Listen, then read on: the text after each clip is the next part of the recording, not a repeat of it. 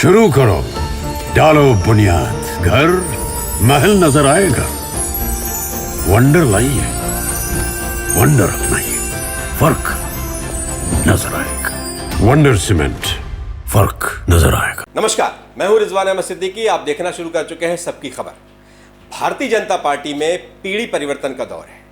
मुख्यमंत्री 61 साल के, प्रदेश अध्यक्ष 61 साल के, और अब वो नेता जिनके घरों में कभी रौनक होती थी, जिनके इर्द गिर्द भीड़ होती थी, अब वो हताश है, निराश है।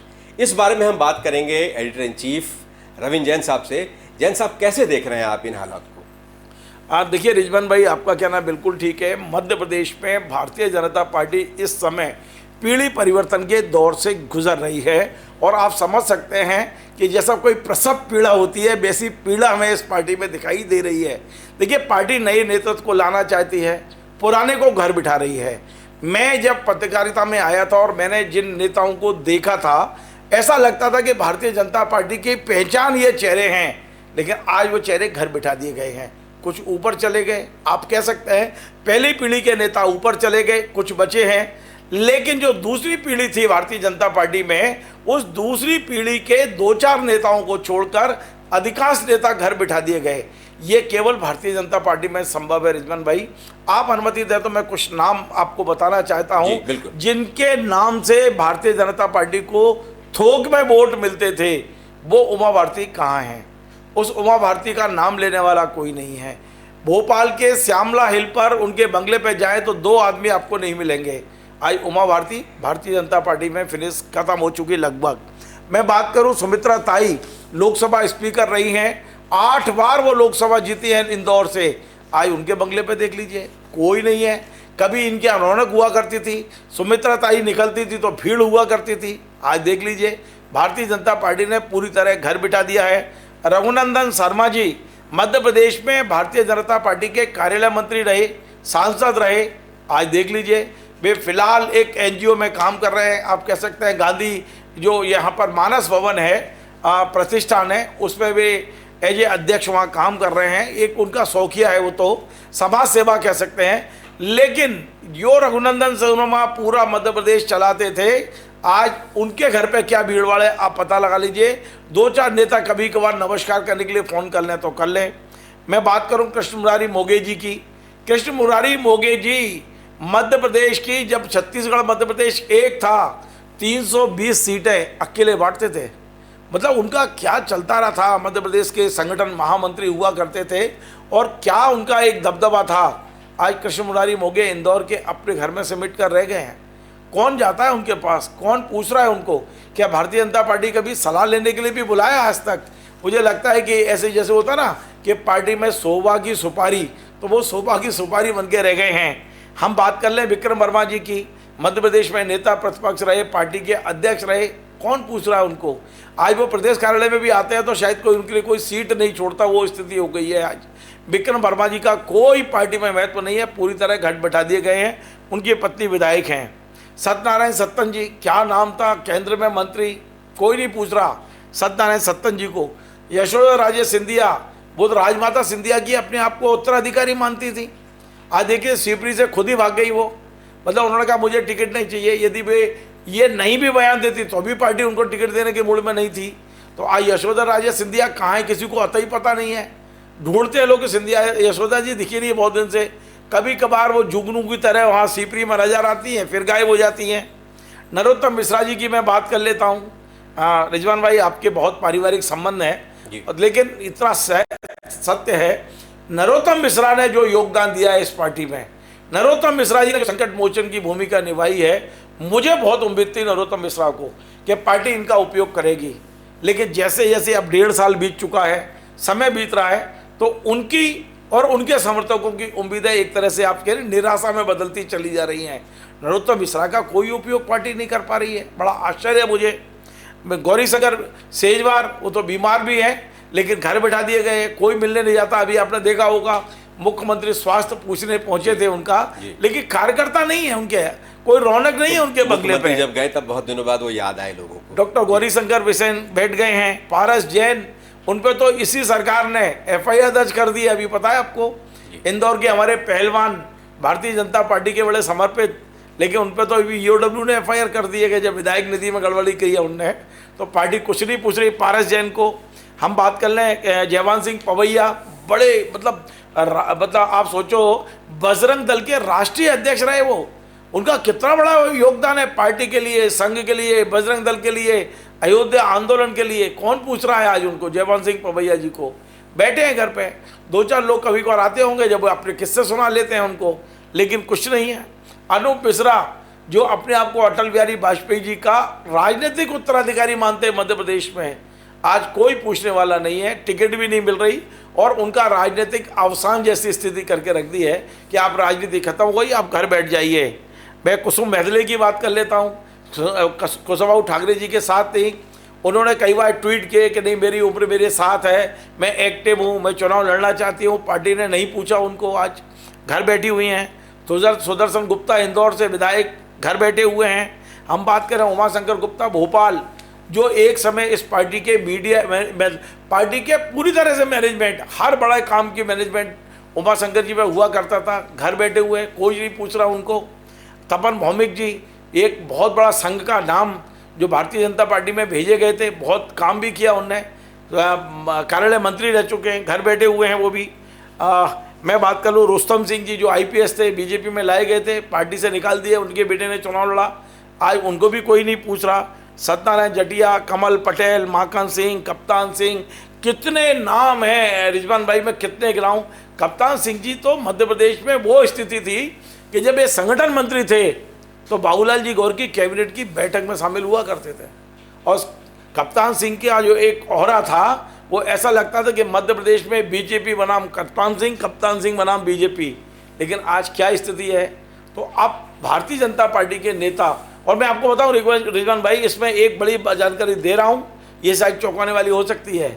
मेरी इस सूची में 3 बड़े नाम शामिल होने वाले हैं, आज मैं नाम नहीं लूँगा, लेकिन इतना मान लीजिए दूसरी पीढ़ी के ये 3 बड़े नेता जो आज बड़े अपने आप को समझ रहे हैं कि हम मुख्यमंत्री पद के दावेदार हैं और हम ये हैं, ये भी अगले कुछ दिनों में इस सूची में दिखाई देंगे।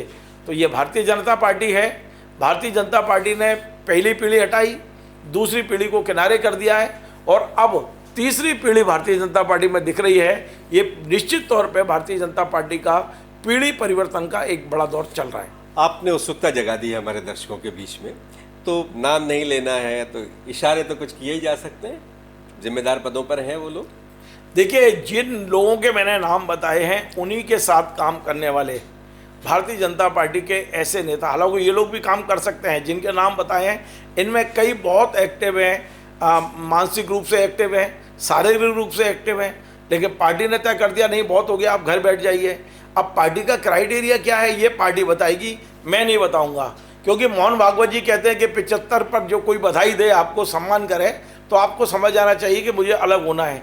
पर मैंने जो लिस्ट बताई है इसमें आधे से ज़्यादा तो ऐसे हैं जो अभी 75 के नहीं हैं। और रिजवान भाई, मैं आपको एक बात और बता देता हूं कि ऐसे कई विधायक हैं जिन्हें पिछली बार मजबूरी में टिकट तो दिया गया, वे जीत भी गए हैं, लेकिन पार्टी ने अब उन्हें भी किनारे बिठा दिया है। एक तरह से विधायक तो हैं लेकिन पार्टी पूछ नहीं रही उनको। एक समय था जयंत मलैया जी इस पार्टी के लिए एसिड थे, आज जयंत मलैया जी सामान्य विधायक से ज़्यादा नहीं है। कोई मंत्री, कोई विधायक उनको सलाह लेने नहीं जाता। जिस व्यक्ति ने मध्य प्रदेश की पूरी मतलब वित्तीय व्यवस्था को सुधारा हो, इस मध्य प्रदेश को आर्थिक संकट से उबारा हो, आज उस जयंत मलैया से कोई सलाह लेने नहीं जाता। आप बात करें तो इनकी भी कर सकते हैं, राघव जी की, राघव जी भी अभी है, कोई सलाह लेने नहीं जाता राघव जी की। हालांकि वो विधायक नहीं है, लेकिन मैं विधायकों की बात कर रहा हूँ। अजय बिश्नोई जी, हालांकि अजय बिश्नोई जी इस समय सरकार की जो कमियां हैं उन्हें उजागर करने का कोई मौका नहीं छोड़ते, और बड़ी बात यह है कि मुख्यमंत्री जी उनकी बात को तवज्जो देते हैं, मुख्यमंत्री उस पर एक्शन ले रहे हैं। लेकिन अजय बिश्नोई के का भी जो महत्व होना चाहिए, जो अजय बिश्नोई जैसा शिवराज सिंह चौहान को संकट में डालते थे, मोहन यादव को उतना नहीं डालते हैं और उन्हें सलाह अच्छी आजकल सलाह देते हैं। अच्छा, अपन गोपाल भार्गव जी की बात कर लें। पंडित जी कोई चुनाव नहीं हारे, पंडित जी इतने लोकप्रिय हैं आज भी, लेकिन पंडित जी का क्या उपयोग हो रहा है, वो मंत्री नहीं बन पाए, उसका दर्द उनके पूरे कार्यकर्ताओं में है। और ऐसे व्यक्ति को मंत्री बनाया है सागर से जो कांग्रेस से आए हुए हैं, जिनसे पूरी जिंदगी लड़ते रहे, उन्हें आज माननीय कहना पड़ रहा है। तो ये जो भारतीय जनता पार्टी है, इसकी रीति नीतियों का एक नाम आप भूपेंद्र सिंह, मैं भूपेंद्र सिंह जी की भी बात करूंगा, मेरे पास लिखा रखा है सामने है जी। भूपेंद्र सिंह जी, मुझे लगता है कि देखिए आप मेरे मित्र हैं, मैं आपको एक सलाह दूंगा भूपेंद्र सिंह जी, थोड़ी सी एरोगेंसी कम करिए। आप बड़ा क्लियर बोल रहा हूँ, आपको नाराज होना है तो आज नहीं, कल नहीं, आज हो जाओ आप, मुझे कोई दिक्कत नहीं है। पर मेरे पसंदीदा नेता तो आप रहे हैं, मैं इसको चैनल पे ऑफिशियली बोल रहा हूँ। लेकिन जब मैं सुनता हूँ कि आप जब भी कोई काम करते हो, एक तो आप पुलिस का सहारा बहुत लेते हो, वहाँ फर्जी FIR जितनी वहाँ हो रही हैं, जो वहाँ पर खबरें आती हैं हमारे पास भोपाल में बैठ के, कितना सच है कितना झूठ है, जब मैं आपके साथ मिलूंगा तो चर्चा करूंगा। लेकिन वहाँ के अधिकांश लोग कहते हैं कि भूपेंद्र सिंह जी का विरोध करेंगे तो FIR हो जाएगी, भूपेंद्र सिंह जी का विरोध करेंगे तो अतिक्रमण के में आपका मकान तोड़ दिया जाएगा, शोरूम तोड़ दिए जाएंगे, दुकान तोड़ दी जाएगी। आप राजनेता हैं और पूरा संसदीय क्षेत्र आपका परिवार है, विरोधियों को भी अपने गले लगाना सीखिए। तो भूपेंद्र सिंह जी की इन छोटी छोटी कमियों ने, अभी तो मैं ये देख रहा हूँ कि वो मंत्री नहीं बन पा रहे। मैं आपको एक बात पूरी कर लूँ, मैं ये महसूस कर रहा हूँ कि भूपेंद्र भैया मंत्री नहीं बन पा रहे, तो कहीं ना कहीं फ्रस्ट्रेशन दिख रहा है उनके चेहरे पे। वो जो गृह मंत्री बने थे वो वाला भाव अभी भी उनके मन से निकला नहीं है, उसी अंदाज में। नहीं कि गृह मंत्री नहीं, एक उनका स्वभाव है, वे बहुत कम बोलते रहे हैं, शुरू से ही रहे हैं। और देखो लोकप्रियता में आज भी कोई कमी नहीं है, उनका पीठ सुन रही है। उनके खुले क्षेत्र में उन्होंने जो विकास किया है रिजवान भाई, यदि भूपेंद्र सिंह जी का डेवलपमेंट आप देखेंगे, उन्होंने विकास खूब अच्छा विकास किया उन्होंने, इसमें कोई दो राय नहीं है। लेकिन जो कमी है उसकी ओर मैंने इंगित किया है, जिसकी वजह से पार्टी भी कहीं ना कहीं असहज है।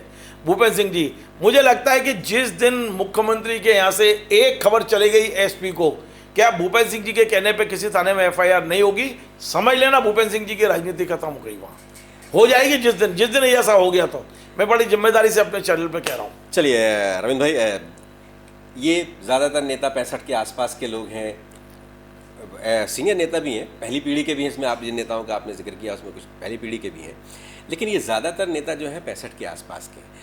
75 साल की बात हो रही थी, वो एक जो सलाहकार मंडल बनाया गया था वो 75 साल के लोगों के लिए एक स्पेस था। लेकिन अब ये जो 65 से लेके 75 तक के बीच के लोगों का, इनका करेगी क्या पार्टी, इनका क्या उपयोग करने वाली है आगे? मुझे लगता है ये सब घर बिठाए जाएंगे। मेरे को ऐसा लगता है, पता नहीं हो सकता है मैं गलत हूँ, पार्टी कई एंगल पे दिल्ली में बैठ के इनके पास जो मूल्यांकन करने वाली जो मैकेनिज्म है वो कई लेवल पे मूल्यांकन कर रहा है। वो मूल्यांकन कर रहा है कि इस नेता ने अपने राजनीति में रहते हुए कितनी प्रॉपर्टी बना ली, तो क्या अब इनको और मौका देना चाहिए। मैं बड़ा जिम्मेदारी से कह रहा हूँ ये सब चीज़ें।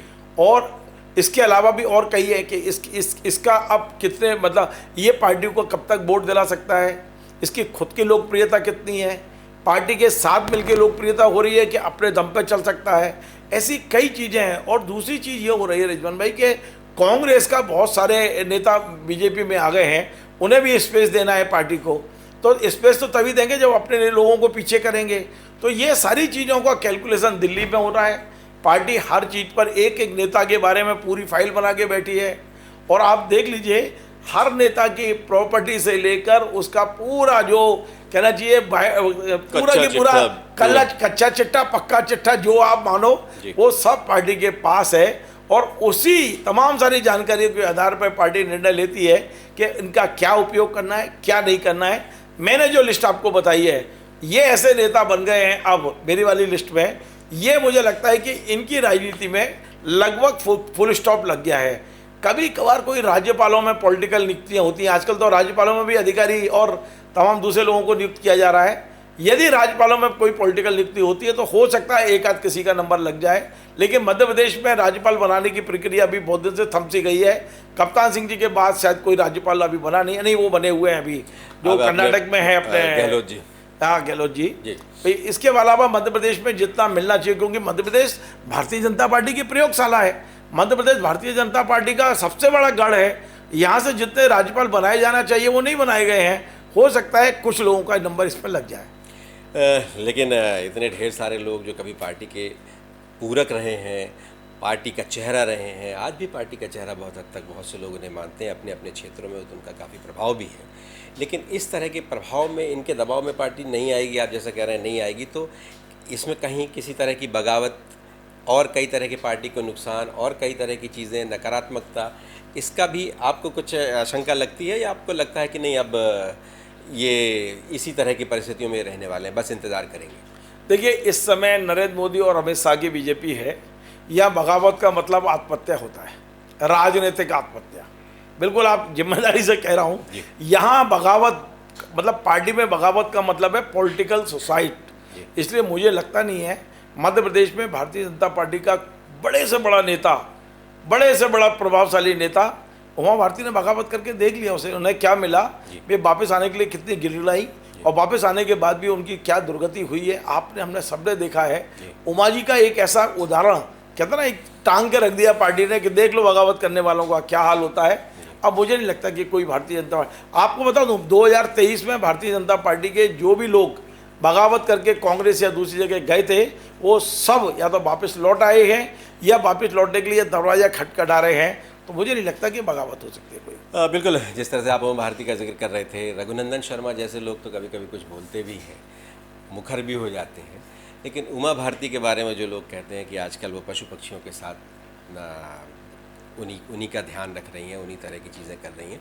एक मामले में उन्होंने कुछ बोला था, लेकिन पार्टी ने उसको भी गंभीरता से नहीं लिया। तो ये जो परिस्थितियां हैं, ये बहुत ही उन नेताओं के लिए बहुत चिंताजनक है जिन्होंने अपना बहुत कुछ पार्टी को दिया है। ऐसा नहीं है कि पार्टी ने उनको कुछ नहीं दिया, पार्टी ने भी उन्हें बहुत दिया, नेम फेम सब दिया, लेकिन एक ऐसे एसेट अचानक, अभी उनकी उम्र भी नहीं हुई है, जो क्राइटेरिया है पार्टी का, अभी उनकी उम्र भी नहीं हुई है और अचानक वो इस तरह से किनारे हो गए हैं, साइडलाइन कर दिए गए हैं। तो आने वाले वक्त में देखते हैं इसका क्या असर होता है, लेकिन अभी इनके लिए तो चिंताजनक है, लेकिन जो युवा हैं, जो नए लोग हैं, उनके लिए एक आशा भी है इस निर्णय में। रविंद्र भाई, आपका बहुत बहुत धन्यवाद, आपने हमें बहुत महत्वपूर्ण जानकारियाँ दी। अगर आपको हमारा ये कार्यक्रम पसंद आए तो इसे लाइक कीजिए, कमेंट कीजिए, शेयर कीजिए और हमारे चैनल को सब्सक्राइब अवश्य कीजिए। धन्यवाद।